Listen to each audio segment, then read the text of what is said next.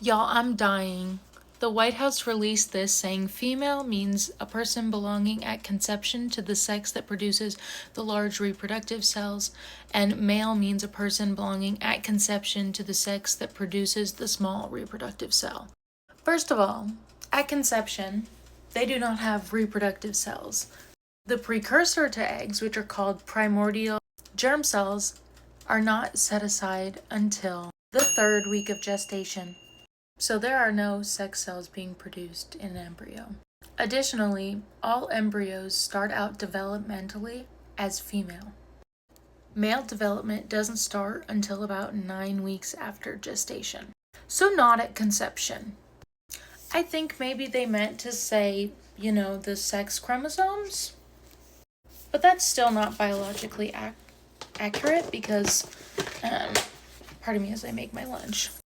I think they've shown that about 2% of the population is intersex, which means they have differences in their sex chromosomes.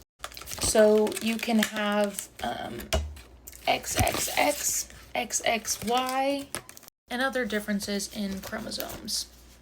But you can also be someone with XX chromosomes, but somehow during development you have developed as a male. So you have male genitalia, despite the fact that your sex chromosomes are supposed to be female.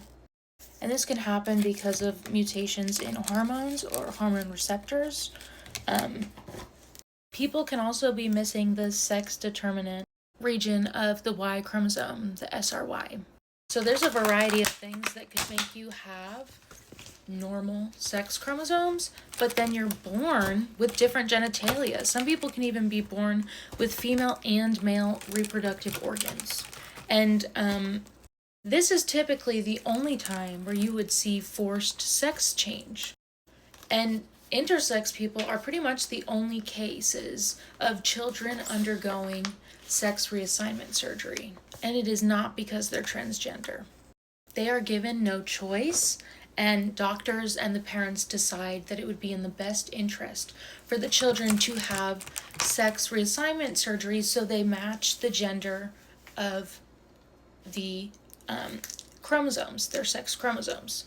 Transgender children, the only thing that they really do is they change their name, or they dress differently, or they refer to themselves as a different gender.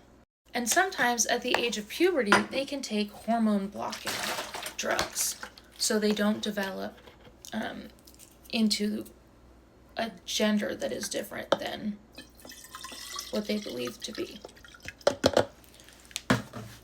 And this is really reversible. This is super reversible.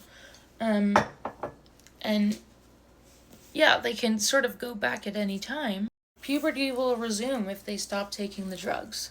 And people that care so much about transgender children taking hormone blocking drugs don't seem to care as much about the people that are taking birth control as a child to help with their period symptoms.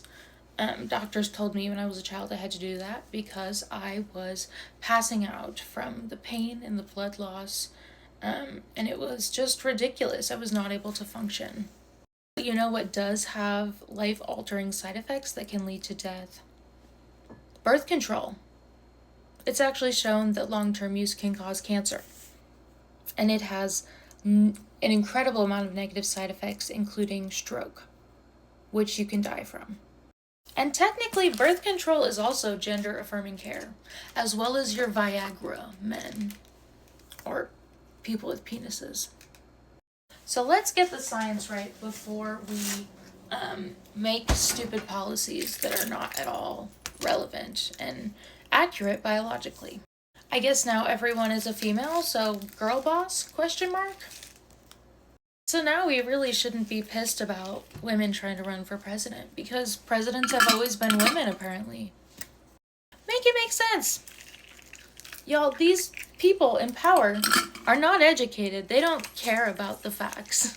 They care about pushing their agenda and their propaganda. And it's disgusting. So y'all, let's stay educated, because that is the way we get out of fascism. Education can change everything. please read a book, buy books before books are banned, as it's already starting.